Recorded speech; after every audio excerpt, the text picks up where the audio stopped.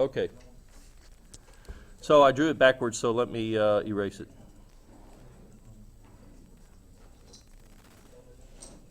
Okay. So the friction force goes this way. All right. So the friction force goes that way. What is it? You know what's going to happen. The thing is rotating this way. You're going to set it on the ground. It's going to go that way. It's going to go that way. Who causes it to start going that way? There's got to be an acceleration to make him. He's not doing it. You want him to start doing it. How does he do it? He's got an acceleration. It's that friction force that's pushing that direction that causes him to go in the direction you expect. Okay? So you can either say, I'm going to look at the slip because that makes sense to me, or you can say, I'm going to look at the force and say, well, he's got to be going that way. Make sense? Okay. What other forces you got on here? Okay, and it goes up or down?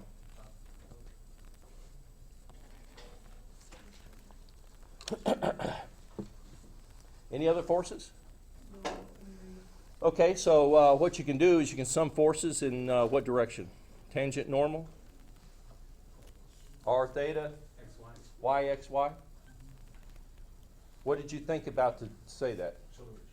You think about the acceleration, and you're saying, okay, does this look like a special point to you? No? What does it look like? A loop? A rope? It looks like it's, to me, it looks like a special point, okay? So I'm thinking, okay, I'm going to use special points in this, okay? If you want to use a loop, that's fine, okay? But to me, it looks like a special point because there's that temporary contact, and I don't like to do it. I get, ugh, okay. Why would you draw the omega? Well, because the free body diagram includes forces. Now, your book will have you draw the kinetic diagram, which includes forces and accelerations. The problem is, on simple homework problems, you can oftentimes find the acceleration, and it's okay, you can draw the kinetic diagram. Most of the time, you don't do little simple things, and the acceleration is a monster. And to sit there and take 40 minutes to figure out what the directions are, just so you can draw a diagram that does you practically no good, I don't think is worthwhile. Okay, so I don't draw kinetic diagrams. And the only thing that I will do is occasionally draw something in so you get your bearings and say, okay, here's the incline so that you know which way is which. So forces are the only things that should go on a free body diagram. Otherwise, you may get yourself confused, okay? So I'm going to try and always draw forces. Right, because omega is not a force, it's a motion. Okay, so anyway, anything else? I think that's it. So what are you going to do with this? You're going to sum forces, right? So you're going to sum forces in the x, you're going to sum forces in the y, you're going to sum moments. When you sum moments, where are you going to sum moments? It's around the center of mass. That's for sure always a good thing to do. I told you that occasionally you can, if you find a point that has an acceleration that passes through the center of mass, you can sum moments there. And I pointed out that when you have a ball rolling or something, you can do it at the bottom. Can you do it this time? No, why not? Yeah, because it is in temporary contact with slip, right? With slip. What do you know about the acceleration of the point that's in contact? Nothing. You don't know which way it's going. You can't be guaranteed to go straight up. Nothing. You know nothing about it. So the safe thing to do is to sum moments around the center. When you sum moments around the center, what kinds of unknowns are you going to have? You're going to have what? Acceleration of x? Acceleration of y. What's the acceleration of y? Can you tell me real quick by looking at it? 0. Why? It's not going up and down, right? The center is just going to be right, straight, flat, you know, whatever radius it is off the ground. It stays that way, so that's 0. So I have an acceleration in the x. What about the angular acceleration? Do you know it? No? Do you know the normal force? Well, it's going to be 10. Is it 10? Because it has to cancel out the weight. Okay. He's saying it's 10. Does everybody agree? Yes. All right. How did he know it was 10? For sure. Summed up the forces. Very good. What he did was he summed forces in the y direction, and he says, I got 10 down, I got n up, and that equals 0, so n must be 10. Very good. Okay? So I'm not going to count that equation. I'm not going to count the n. And I'm not gonna count the y equation, because that's where he got it. Right? Okay, so how many unknowns do I have? Two. Okay, and how many, equations do I have? Summation of forces in the x, summation of forces y, no, I'm not gonna count that, that's where you got the n, right? And moments. Can you solve them? Okay, how many, you have two, variables, they're both motion variables, they're both double dots. Why do I have two double dot terms? Because it's a 2 degree of freedom system.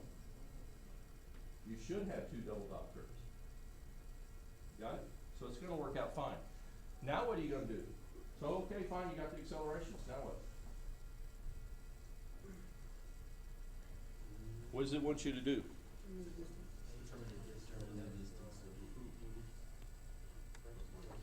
When it stops sliding. Huh? How in the world am I gonna know when it stops sliding? Well, let me pause for a minute and ask you something here. I've got a demo, I hope it plays. Right here. Okay. He's gonna be that way, is he?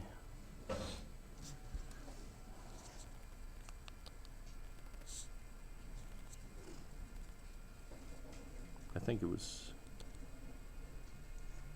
no, it's under simulations. Can you make it full screen? Yeah, there we go. Yeah, it's nice to have an IT guy in the house. You can see what's going on, right? They're identical balls, with the exception, the only difference is one of them has a high coefficient of friction, the other one has a low. The question for you is which one's which? Okay?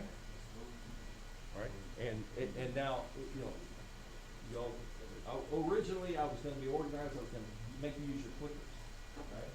Make it buy in, but let's see, who thinks the one on top is a high coefficient?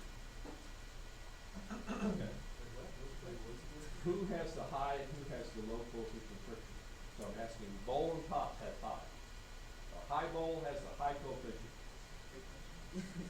Almost all of you, right? Anybody want to say that the low bowl has the high coefficient? Okay, can you tell me why? I was thinking, it'll help the ball reach higher. Why? Why does it help the ball reach higher? More of a grip. Can you give that to him, like, move the ball?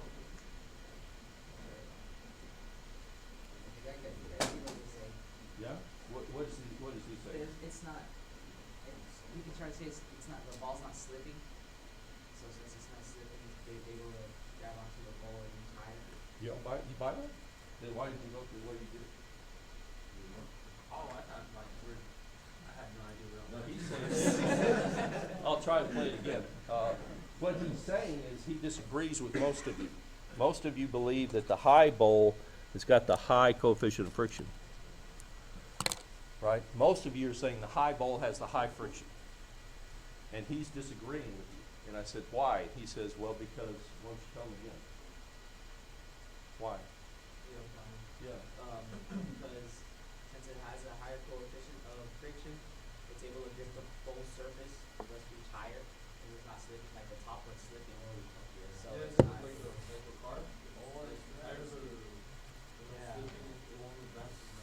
So who wants to change their idea now? It sounds like a bunch of hogwash to me. Really? You're gonna buy that? Okay, how many change their idea? So who now believes the high's got the high? Bickle. Who is just absolutely confused? Here's my belief, okay, and I have another video if I can play that. My belief is that you oftentimes have preconceived notions about how things work, okay? And oftentimes you're wrong. And what happens, at least what research seems to indicate, is when I try to teach you something, if you have a preconceived notion about the way things work, you listen, but you don't listen. You say, yeah, I don't know what that guy's talking about, I'll do what he tells me to do, but as soon as I get away from him, I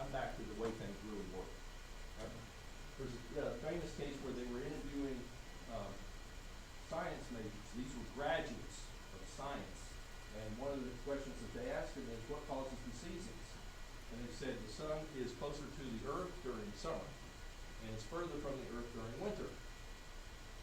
Now, I don't know what you believe, right?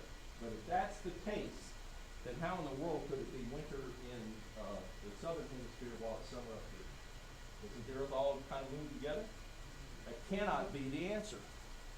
So, but the science graduates honestly believe that that was the case. So what they did was they tried to give them some training. Now it's really this, and the earth is kind of on a slanted axis, and so as you move around, the axis doesn't really move. The sun's here, and so here the North Pole isn't getting the direct benefit of the sun, but when it gets around here, it is. Oh, okay, makes sense. They waited 3 months, asked them what causes the seasons. Sun's too close to the earth. Okay, so the point is, part of what my job is, I think, is to make sure that you don't have, or at least you become aware that you may have problems with the way you think. Okay? Now, as an engineer, I suggest that when you get out there, you don't use so much of this, right? Because I got lots of it. You don't use so much of your gut, but when you see somebody ask you a question, you say, well, where's the energy? How much momentum do I have? What can I say about the free body diagram? And judge make your answer based on that. What he's saying is exactly true. If you watch what happens, I think I've got another video. Not that one. Let's see.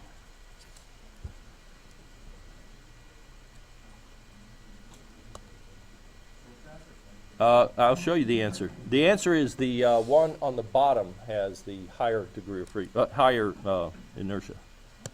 Yes. Okay, you need to come work your magic again. How do I get rid of that? The one on the bottom has the higher friction. Here's what you'll see when this one comes up. If you watch it real close, here's the bowl. These things are tessellated. They have the lines drawn on them. If it's a solid sphere, it's really hard to tell. And watch what happens. One of them will slide. You'll watch the tessellation, and the tessellation doesn't really rotate. It begins to slide like this, and then slowly begins to roll. Right? This one here, you can watch it, right away. So let's run it if I can. Is it going? Okay, watch the tessellations. See over here? See those? Right there. See how they're turning? This one over here is just kind of sliding. What happens is the ball is like a brick, right?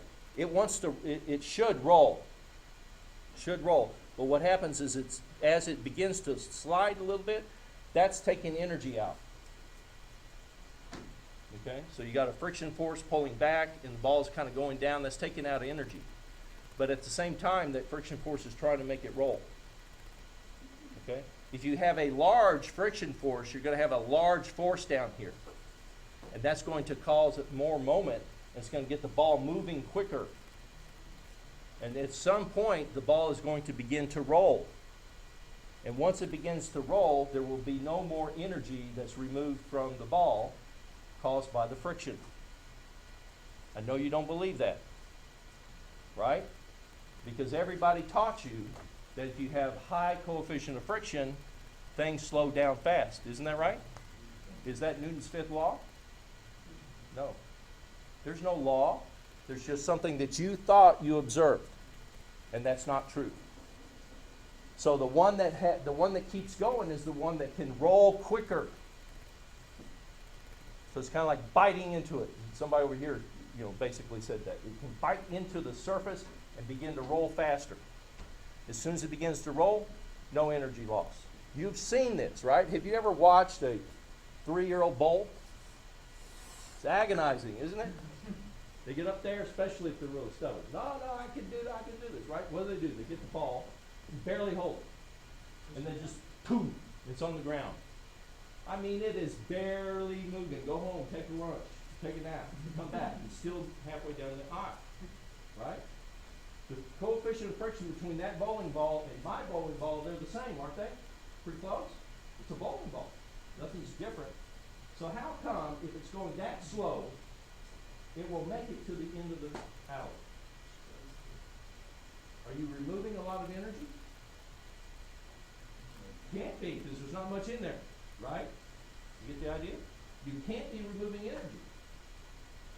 But it's rolling, and it's got friction. How can that be? What conclusion can you draw? Rolling must not take energy out. That's my conclusion. You explain it. Right, you all know what energy is, don't you? If the friction under the bowling ball removed energy, then the bowling ball would very quickly stop. So what do you conclude? When it rolls. When it rolls, friction does not remove energy. Friction supports. Only when it's slipping. Only when it's slipping. Because what's happening, right, think about rolling. Okay, when it's rolling, there's a point here that's in temporary contact, no slip, correct? It's rolling. Temporary contact, no slip. What's the velocity of the point in contact? Same as the ground, right? Okay, so if it's the same as the ground, what's the velocity of the point in contact? 0. What's the power? There's friction. I'm not saying there won't be. If there's friction there, what's the power of the friction? Power is velocity times force, right? What's the velocity?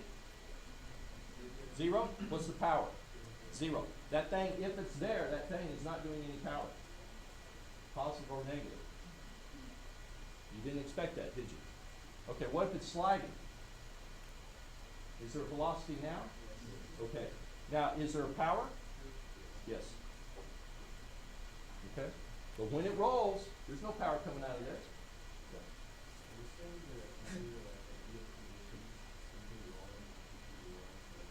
Yes. And you're going to say BS. Right? You're going to say BS, aren't you? Because you've experienced it. And you say, he is lying to me? That SOB? Because you've seen it, right? Does the bowling ball roll forever?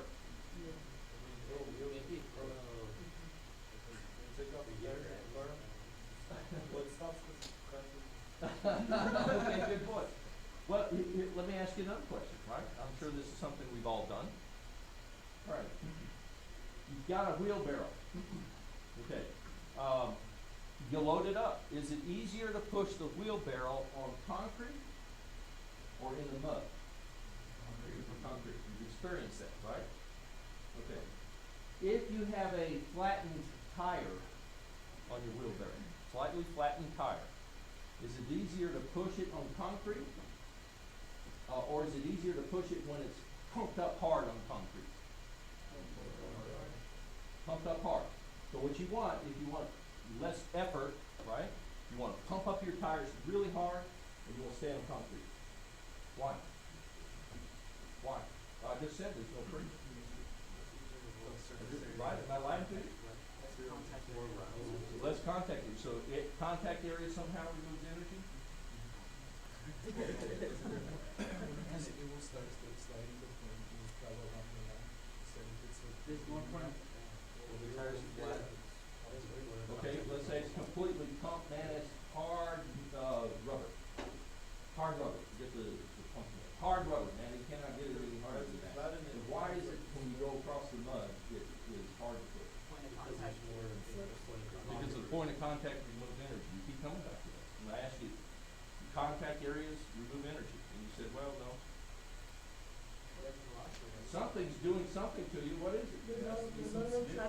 No, there's, well, maybe. Not enough traction. Traction removes energy, right? Traction removes energy. Pushing it back. So it's harder for the wheel to roll. Why? Why? Because it is. Here's mud. Here's mud. Here's your tire. What's that? Here's your wheelbarrow tire. When you push it in mud, doesn't it kind of do that? No matter how hard the wheel is, it mushes, right? So what's happening is, how do you get this mud down here? Yeah, so you push it, and what happens? There's a weight of this tire, right, pushing up against here, and these forces push this mud down, don't they? So isn't that force going through a motion? Isn't that work? Okay, so you're doing work. Where's the work coming from? You're standing back here pushing this thing, right? So it's coming from right here, isn't it? So when I grab that wheelbarrow and I'm on concrete, is the concrete mashing down? Okay, so there's not a whole lot of mashing down of the concrete. But then all of a sudden I get into the mud, right? And the mud mashes down, right? Somebody had to do that work, the mashing down, mashing down, mashing down, mashing down. Who's doing that? Well, gravity's making the force, right? But if I leave it there, gravity doesn't just keep, unless it's quicksand, I guess, it doesn't keep sinking in, right? So it's not really gravity doing it. What's happening is I'm pushing it this way, right? I'm doing work by pushing on the thing, and it takes these forces in and mashes that mud down. Okay? What happens in a bowling ball? Well, the floor actually deforms a little bit. Not much. I've exaggerated it big time. But if you look at an old bowling alley, you'll see the grooves, right? Where the balls have been year after year after year after year, right? Been mashing it down, right? So what happens on a bowling ball is the bowling ball is rolling. As it comes up over here, it mashes this down a little bit. As the ball leaves, the boards kind of pop back into place. So what's happening is it takes a little bit of energy here, but it gives you most of it back over here. So what happens to the bowling ball is it rolls for a long time. Because it takes a little out, gives you a little back, a little out, a little back. What you get back isn't exactly the amount that you put in. That's why you get the grooves eventually, right? Because they don't pop back exactly. And so eventually the bowling ball will stop, right? That is what's called rolling friction, right? It's a deformation between the two objects. And the fact that the deformation doesn't come all the way back, that removes energy. So it's not really a US, it's not really a UK. It's different. It's a different phenomenon. Why is it that when you're on mud, you like to flatten your tires a little bit? It works better, doesn't it? Right? So if you're doing a whole lot of work in the garden and not so much on the concrete, you tend to take a little air out of your tire. Why? Well, you know it works. But why does it work? Right, because what you're going to do is the tire then kind of flattens out a little bit, and so then the less pressure per square foot, or I guess that is, right? Less pressure down on the mud, so you're not going to push the mud down out of the way as much, right? So what will happen is you do less work on the mud, right? Then the rubber tire, as soon as it comes up off the ground, it pops back out, right? So it's storing the energy. It's like a spring. It stores it, so it'll pop back out and give you a lot of that energy back. So by widening out your tire, you can keep from mashing down the mud so much. And so now it's a little easier to push your wheel back. Okay? Okay, how does that relate to this problem? Well, let me show you what happens when you do a simulation of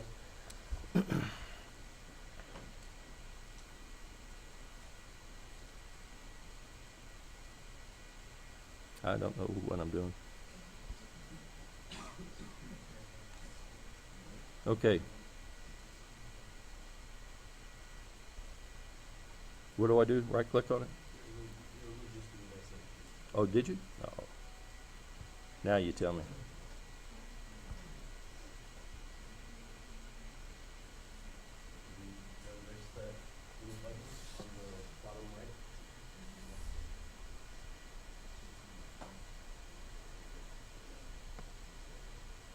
It'll be over by the time I get to it. Okay, here's a ball that is rolling.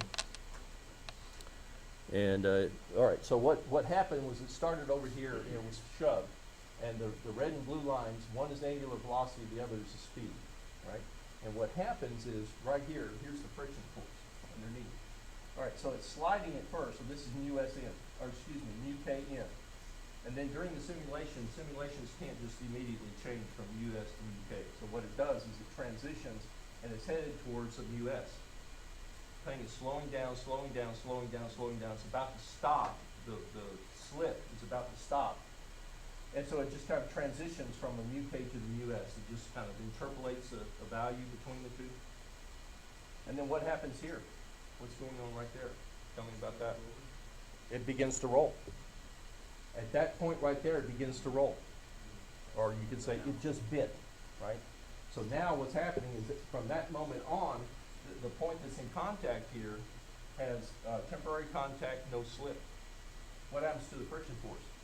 Where is static friction? This is mu S, mu K. This is not rolling friction. This is mu S, mu K. This is a solid steel bar. This is a solid steel ball.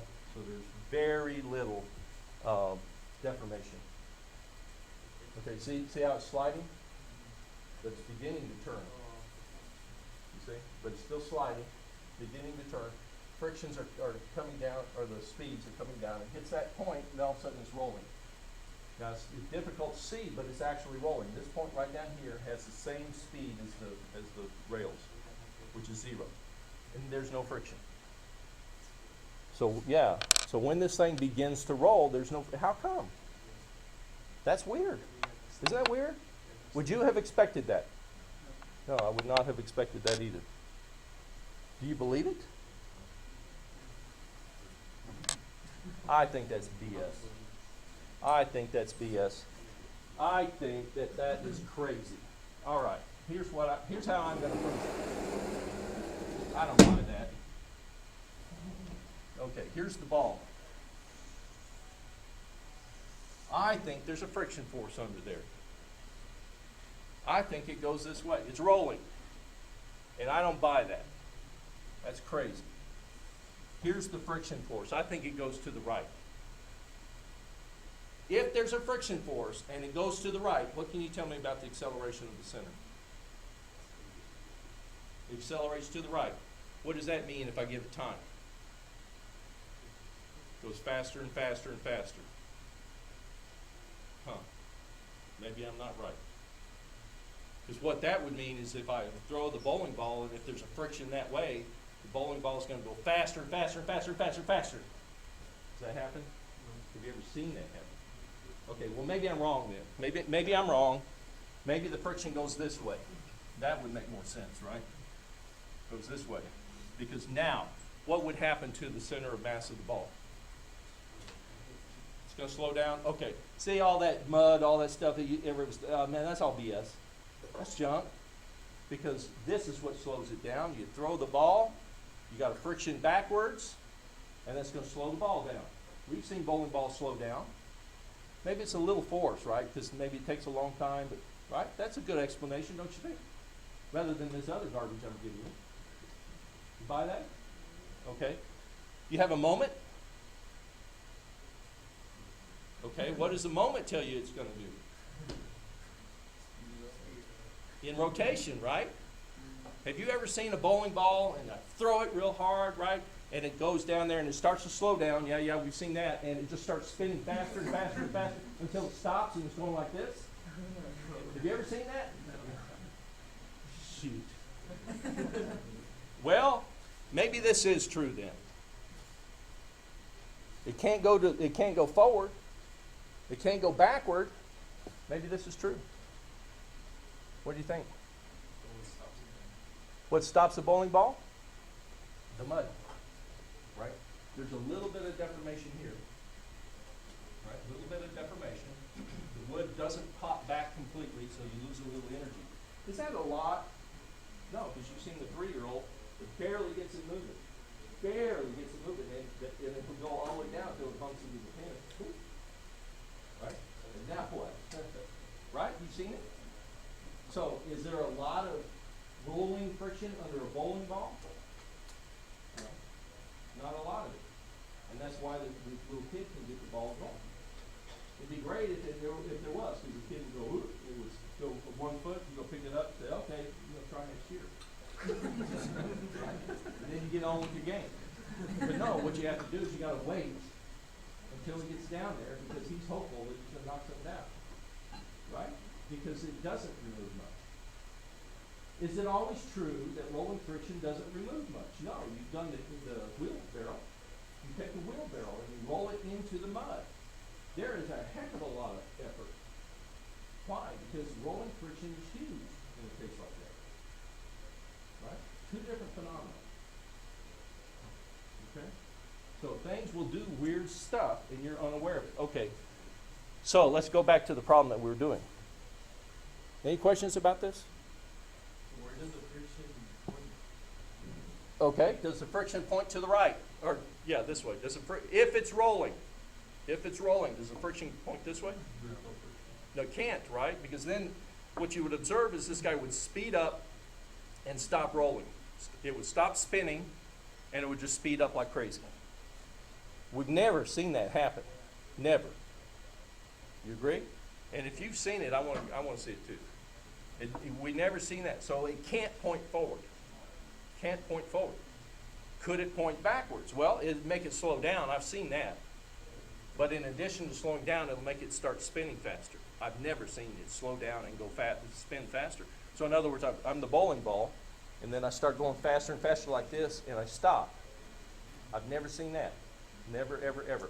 So it can't point forward, can't point back. Then where does it point? Nowhere. There is no friction. And look at this simulation. You see this on the right-hand side? That's the friction force. That's the simulated friction force. And it says, I didn't apply it. I just said I put the ball on there and push it. When I put the ball on there and pushed it, it told me that the friction underneath the ball is 0. See that? It's right there at 0. When it begins to roll, there is no friction. There's no mu s, mu k. None. It disappears.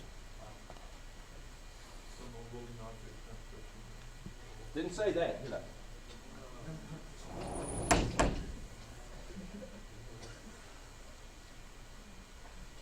Here's a guy, he's going to roll. What are the, you got an MG. You got a normal. He's rolling. I guarantee you he's rolling. He's got gear teeth. He is rolling. Okay? If he's got gear teeth and he's rolling, this force right here is going to make him go faster and faster downhill, right? When he goes faster and faster downhill and this guy still has to be at rest because he's no slip, what has to happen to the rotation? It's got to increase. Has this guy got a moment to increasing? Does this guy have a moment to increasing? He does? Somebody should moments around here. What's his moment are? 0. 0 moment, 0 moment. Who's giving me the moment to make him roll faster, faster, faster, faster?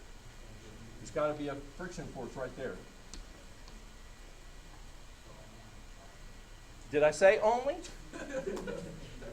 What you have to do is you got to say, what are the conditions, right? Here is a rear wheel tire of a Mustang. And I punch it. Doesn't it then give me a moment like this? What propels the car forward? Is it that moment? No, it's going to be a friction force that's generated here. Why? Because this guy he's rolling, but he's trying to slip. And this guy says, I won't let you do that. Okay? So, friction, is it only when on an incline? No. Is it only when? No. Is it only when? No. But if there's nothing trying to speed it up or slow it down, there's a case where there's none.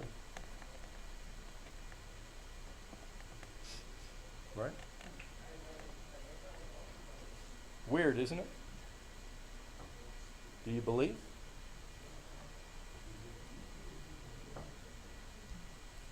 Okay. See, I think I had one more. So what if you have a moment in the ball?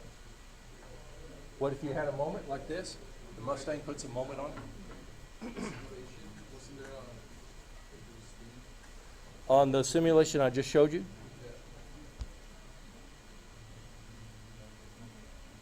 Ah.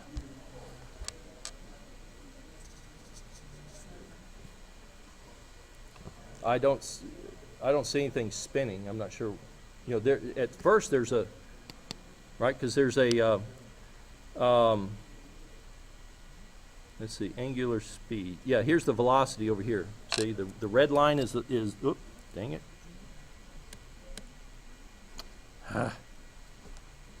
What did I do? Yeah, it'll hit at terminal velocity. That's good, because that's, I don't know where I'm at.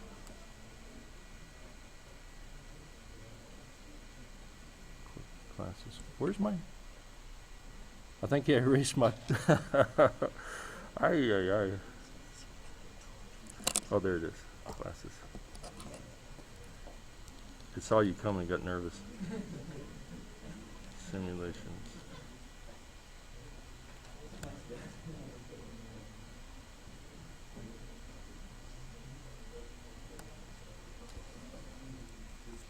Doggone it. Okay. The red is angular velocity. That's over here on the on the left. The blue is the speed. That's red off the right. So what it is it starts off with the speed, but no angular velocity. So it starts off like that. Okay. So what's happening is it's initially slipping, right? And then so there's a friction force underneath. And how much? There it is right there, minus 350. So what's happening is it starts off like this. It has a friction, so it tends to slow down, right? The friction's back this way, so it's going to slow down. So the speed, the Q, the blue line, is getting lower. So it's slowing down, right? Because the friction's holding it back. At the same time, that friction is causing a moment, bless you, which is causing it to begin to turn, right? And so then it begins to turn. You can see the angular velocity, it's 0 up there, and now it's beginning to roll in the negative direction, right? So it's coming down. So the speed is slowing down and is turning more. And at some point, this point that's in contact will have 0 velocity. He will have the same velocity as the track. And at that point, the friction force will disappear. You notice that his speed doesn't change, and neither does his angular velocity. And so somebody said he hits a terminal velocity. Yes, this problem will hit a terminal velocity. You had a question? So like something on ice, like a hockey puck, that's only sliding, that's only slip. Right. And it's not rolling. It's only sliding. But, you know, now I've seen them give it up like this and roll it along, man, that's good. But no, if the puck is sliding, that's all sliding. It's only this rolling business when it's doing this. When it's turning and moving. And roll is very special, right? It's only when the temporary contact has no slip. Then we call it roll. Right? So in that case, like you said, the hockey puck sliding, it does have slip. Yes. It has friction. Right. So when it's moving, you thought it had no friction? No, it's got friction. But it's on ice. I mean, so there's not much coefficient of friction. So it goes, and plus they smack it hard, man. So when does friction, is really more computer mode, when does that happen? No, what you have to ask is what are the other forces, right? And what is the tendency to, and so what I would do is I'd say, all right, let's say here's this ball. I wonder if there's friction. Okay, well, if friction, like I did before, friction goes this way, that would make it speed up and stop rotating so much. Is that what's going to happen? If friction goes that way, it tends to slow the body down, but make it spin more. Is that what happens? In the case of a bowling ball, no. Right? In the case of the bowling ball, when it's sliding, let's say the ball is sliding, okay, because you just pitched it down there, okay? No spin at all. So the bowling ball is sliding. Well, now there's relative contact between the ball and the floor, right? Okay, which way is it sliding? Sliding that way. Friction says, I don't like that. So what does friction do? Friction is going to go that way. So when you just heave it down the alley, wham, no spin at all, man. Okay, you heave it. Okay, what's happening is you got this force. What does this force tend to make the ball do? To slow down a little bit, please. What else does it make it do? Spin, please. And so what will happen is, as you heave it, it's going to begin to turn and slow down. Right? Turn and slow down. And at some point, omega r will equal the speed. In which case, this guy down here goes to 0 speed. As soon as that happens, he bites, he's rolling, and now what happens? Friction goes to 0. The only thing you've got left is the deformation friction. Right? Ignore that for the moment. So the mu s mu k goes to 0. How do I know that? Because I have seen bowling balls function. And what happens is, once they begin to roll, you don't have a friction this way, because that would mean that once they roll, they would stop eventually moving this way, but they would have had a moment like that. They would be spinning like crazy when they stop. I have never seen that. Right? Or here's the ball, and the friction, I think, was that way. Well, that would mean that the ball would slow down and turn for a little while. Then all of a sudden it would stop turning and go like a bat out of hell. I've never seen that. Have you? So we see these things, and the theory that you develop has got to match what you see. And that's what Newton did for us, and that's what Einstein did for us. Whether you like him or you didn't like him, he at least described what actually happens. Okay? So if somebody says, well, what's going to happen here? What's going to happen there? Better make sure that you go back to what Newton said, what Einstein said, etc. Instead of saying, well, I think. Well, my gut tells me. Yeah, it tells you when it's lunchtime, but that's about all. Got it? So watch out for that. You want one more? How would you solve this this problem that I had set up? I would use special points. And here's what's going to happen. What I'm going to do is I'm going to find the velocity while it's slipping. Excuse me, the acceleration. So I'm going to take this and I'm going to find the acceleration and the angular acceleration. Okay? Then what I'm going to do is I'm going to say they're asking me for the time when it begins to roll. In other words, when it stops, let's see, determine the distance before it stops slipping. It will stop slipping when it's rolling. When is it rolling? Well, this point right here will have 0 velocity when it rolls, because he's in temporary contact with the ground. All right, so what can you tell me about that? Well, that guy's velocity is 0. What's the velocity of O, what's the velocity of O when this point here, P, has 0 velocity? I think it's going to be omega, whatever the omega is, times 6 inches, half a foot. We'll put it in feet.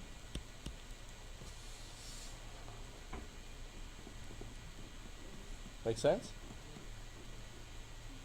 All right, special points. Velocity of O equals velocity of P plus omega cross R from P to O.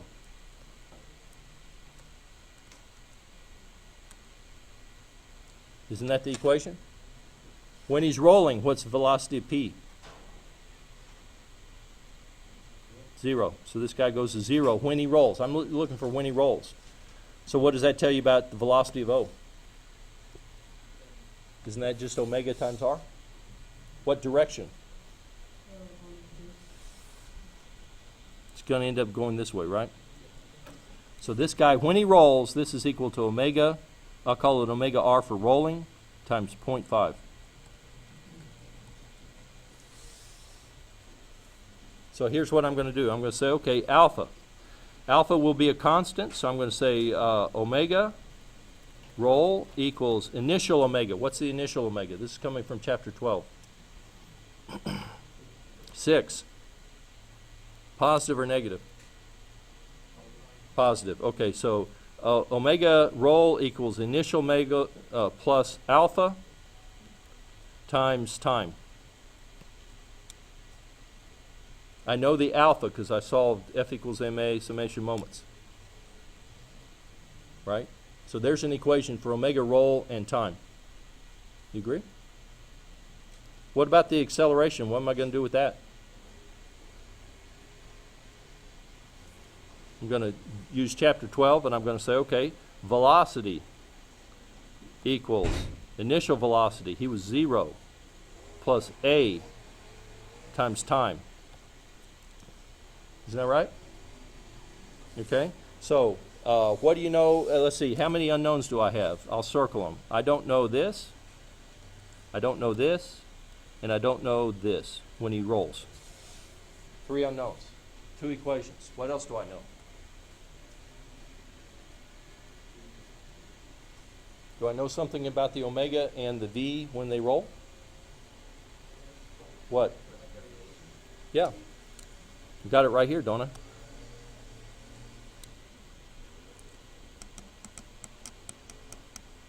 Is that right? So now I have 1, 2, 3 equations, and I have omega unknown, V unknown, and T unknown. Can you solve it?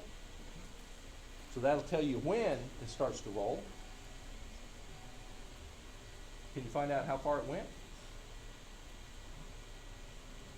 Chapter 12. X equals x0 plus initial velocity times time plus 1/2 at squared. Yeah, you got the time, you got the a, you got the initial velocity, you got the initial position. You can find out how far it goes. Make sense? All right. What's hard about this problem? Okay, but you should have at least gotten partial credit if this shows up on an exam, right? Why would you have gotten partial credit? Because you knew it had to have a free body diagram. There's also a time spanner, so you knew you had to integrate something, right? So you write down the integration equations, and you had some of that. And what was mind-blowing, I think, is the fact that you probably didn't realize that the friction force disappears when it rolls, right? And that it would have a time when this thing begins to roll after you throw it down on the ground. That's what I thought was the mind-blowing thing. Okay. You ready for one more mind-blowing simulation? Or do you want to do a problem? What do you want to do? Mind-blowing? Okay. If you need help with a particular problem, send me an email and I'll work it up and I'll post it. Yeah.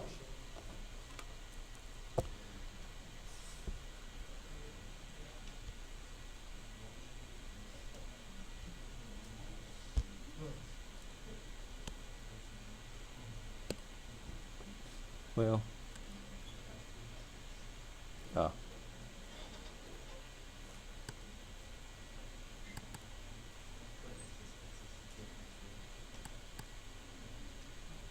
you're saying that when it's rolling, it does have friction, but the rolling friction is different? Or? yeah, rolling friction is different than US mu K. Rolling friction is different. It has to do with deformations of objects. All right. Okay. It's not always true that US mu K friction disappears when it rolls. Here's an example where it's not. Here's an example where it's not. Here's an example where it is.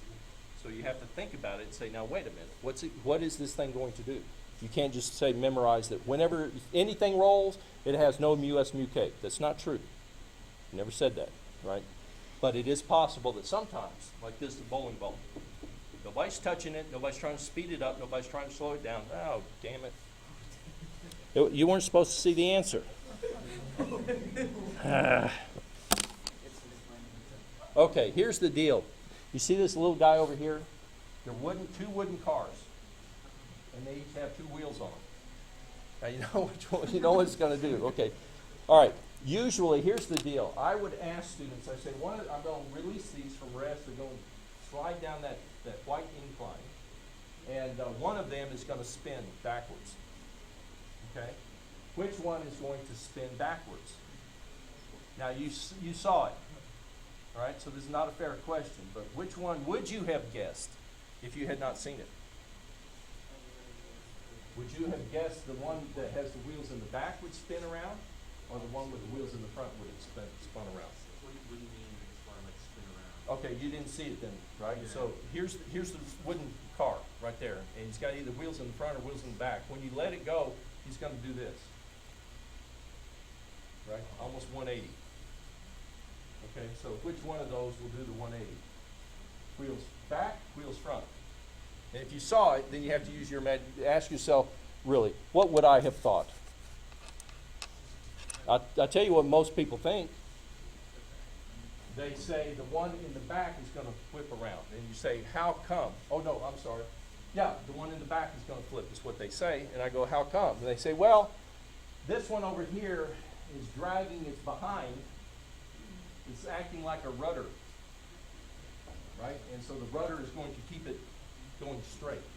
That's what they normally tell me, right? So would you agree that, no? Okay, well then you're smart. And then I say, okay, and then we'll argue for a little while, right?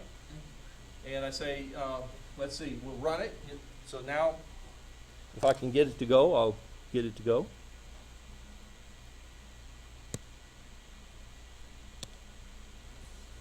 So here they are.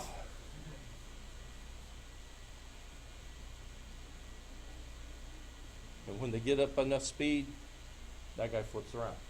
So then I say, I say, now explain that. Right? And you know, if you would have guessed the correct answer, hey, great, wonderful. But were you guessing? You don't want to guess, right? This is, you know, when you're an engineer and somebody says, you know, look, this is basically front wheel versus rear wheel drive vehicles. Let's say, you know, we now know all about front wheel, rear wheel drive vehicles because we got tons of them on the highway. And so if I were to ask you what car is more stable, front wheel drive or rear wheel drive, what do you tell me? Rear wheel is more stable? You need to drive the rear wheel. Oh, good. I used to drive a Mustang, and I would, you drive Mustangs because you want to, right? You want to race around, you want to be cool, right? That's when I was a young guy. And they are unstable. Have you ever seen somebody in a Mustang, you're at a red light, and you punch it? What happens? Your fishtails, it gets squirrely. That's what makes it exciting. Rear wheel drive vehicles, when you drive them hard, they are not stable. They're doing this. You have got to drive those things. Front wheel drive, right? Pull up to the little old lady from Pasadena. She punches her front wheel drive. What happens? Is it a fishtail? No, just keeps going. Okay? So, before you understood about stability of front and rear wheel drive vehicles, if GM came to you and said, you know, we're thinking about investing $500 million making front wheel drive vehicles, what do you think? Well, my gut tells me, oh, you better not be basing it on your gut. You better be saying, you know, there's some theory out there. It came from Newton, it comes from, you know, wherever.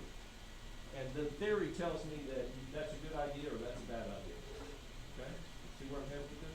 Okay. Is that why when you're going in reversing with a slim tree? Yeah, right.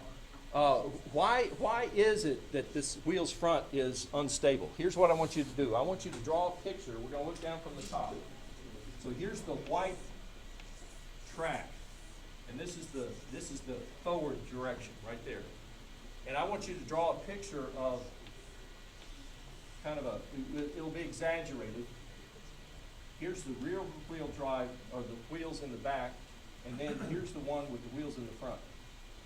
Draw me a free body diagram of what you would see on these guys.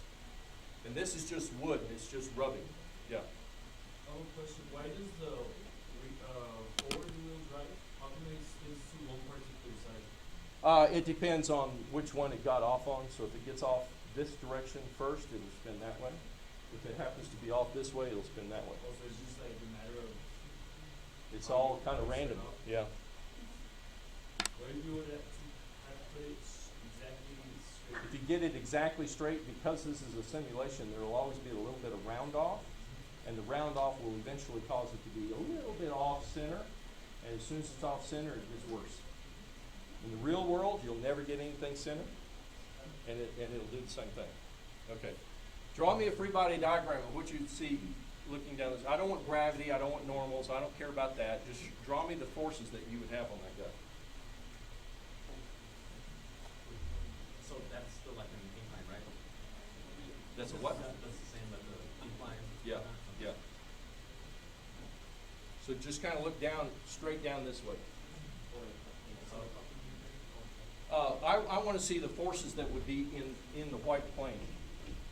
I don't care about this, I don't care about that, I don't care about the normals, and I don't care about the weights. That has nothing to do with the problem. Just trying to help you. There's a weight in there, yes. There's a normal from the tires, yes. I don't care about those. It has nothing to do with the problem. Draw me the forces that lie in the plane. Is it the weight that transfers on? You're going to find out. Draw me the free body diagram. If you had a tire, I know you've done this as a kid, and it's off a car, and you roll it, You know, you can roll it like this, it doesn't have much friction, you can take it to your dad, right? You with me? Right? You kind of push it, even a little kid can do that. Can the kid take it and push it sideways? Why not? Because there's friction, right? So if I try to push the tire sideways, what do I get? I get friction coming back and saying, no you don't. Okay, so I'm going to help you with this one. All right, these guys, the guy on the left, they're basically moving in this direction.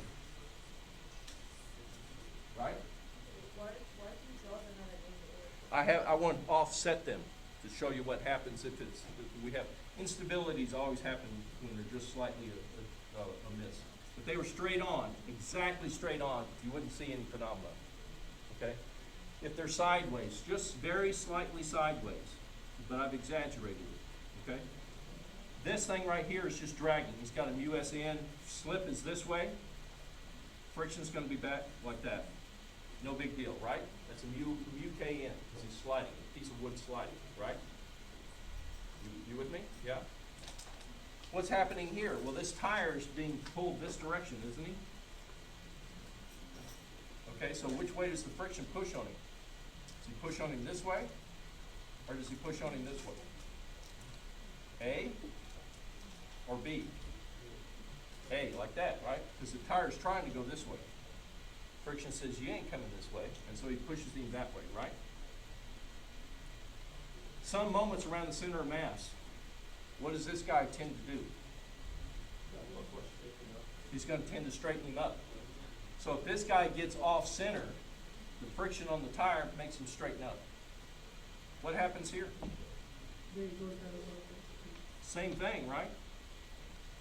So if this guy gets off center, what does the friction force on the tire want him to do? Keep going. He's going to say, go on then, right? This is an instability. You get a slightest bit off, and the forces tend to keep you going. Keep going. Just keep on going. Don't even stop here. You've been to the grocery store, right? Everybody's been to, they have these metal, what do they call those things? The metal things with wheels on them? Baskets, right? You got a basket. Two wheels on the back don't steer, do they? Two wheels in the front do. That is just like these things. The one in front is the wood that's touching the ground. It can go, it has no care which way it goes. You can push me any way you want. The ones in the back, no, you can't slide it sideways, can you? So the wheels in the back are like those tires. Now, you get this guy on the left-hand side, you're standing back here behind your back tires, and you shove the basket a little bit. What happens? It won't go straight because, you know, everybody's been dinging. One tire's got a little bit more friction in the bearing than the other one, and it'll go off this way or go off that way just a little bit, right? Turn it around like this. Grab the front of the basket, shove it real hard. Have you ever done that? Yeah. What does it do? Does it go like this? No. What does it do? It goes once until it gets to be a stable configuration, and then it doesn't go anymore. You see that? You've seen this happen all the time. You've just never worried about it. Yeah, when I was in the Middle East, and all four tires had casters. Man, you shove it, and the thing would go. I mean, it was cool. But you couldn't go around the corner, man. You go around the corner, and it's like, couldn't get it to steer. But yeah, basically, okay, which one of these cars represents a front-wheel drive vehicle? Which one is the front-wheel drive vehicle? That one? Why? Why is this the front-wheel drive? Because the front is the part that moves. Right, And you steer the right. When you punch the tire, right? I'm sitting in my Mustang and I punch it. All right. What happens is I spin my back tires. Right? The girls love it. I spin my back tires, and when you're spinning the tires, you've lost the directionality of the friction. The tire will go any direction you want. So this one right here is a Mustang with your foot on the gas, and you're spinning your back tires, and it's unstable. How do you stabilize it? Well, when it begins to turn this way, you turn the steering wheels towards the back. Right? So if the back is going that way, I turn the front this way. So the front will come over in front of the back. Right, and then if it comes back this way, then I come this way. So you have to kind of steer backwards so that you don't want your, because if it back is going that way and you go this way, now your front's going this way, your back's going that way, you just keep going. Right? Okay, so, but why do you think they have rear-wheel drive vehicles in races? Because if you know what you're doing, you come into the corner, you get loose in the corner, and you let your back end flip out, and then you're straight down the next straightaway. And there's other reasons. Okay. So, if GM came to you and said, "Okay, we want to invest $20 million in a new factory to make front-wheel drive vehicles. We've never done that before. What do you think?" You should go back to some basics and say, "Well, I think front-wheel drive vehicles will be safer." Why? Because most of the population, if you head for a corner, right, and you hit the corner too fast, what's your natural reaction? All of a sudden you say, "Oh my God." Right? Normally, what people will do is they hit the brake. Okay? If you hit the brake on a rear-wheel drive vehicle, it gets worse. Right? It gets worse. If you hit the brake on a front-wheel drive vehicle, because the front-wheel drive is just going to go straight. You lock it up, it's just going to keep on going straight, and you slow down and stop. What you should do if it's on a rear-wheel drive and you realize you went into the corner a little too fast, you hit the gas to get the back end loose, and you yank on the front wheel. So this is the way you do it, right? You hit the gas, get the back end loose, you turn a little bit like this, and then whip you around, and then you come out of the corner. Now, is your grandma going to do that? Your grandma might. Mine won't. I have a question. Yeah. So you said the one that stays straight is a front wheel drive? Yes, that's a front wheel drive. The wild one is Right, part of it because it'll go away eventually. The front wheel drive vehicle, the reason that you have the problem is because you hit the gas or you hit the brake, you lock up those tires. And when you lock up those tires, or you spinning the tires, one or the other. And when you're spinning the tires, they don't have the side-to-side effort for you. Because they're skidding. You have no directionality when you're skidding. Right? That's how brakes, what do they call them? Anti-lock brakes. If you lock up your brakes and you're skidding, okay, those tires will not direct you side to side from you. They're just braking and slide down the ice. It's only when they're turning that you have directionality.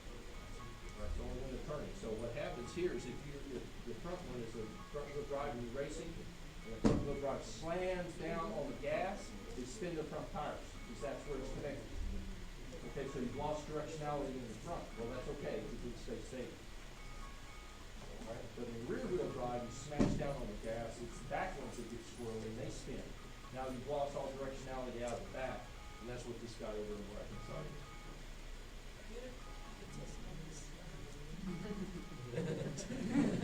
No, but you should be able to reason things out. So if you fishtail on ice, you fishtail on ice, your back's going nuts. Is that what rear wheel drive? Yeah. Yeah. Usually when you go nuts on ice, all four tires are usually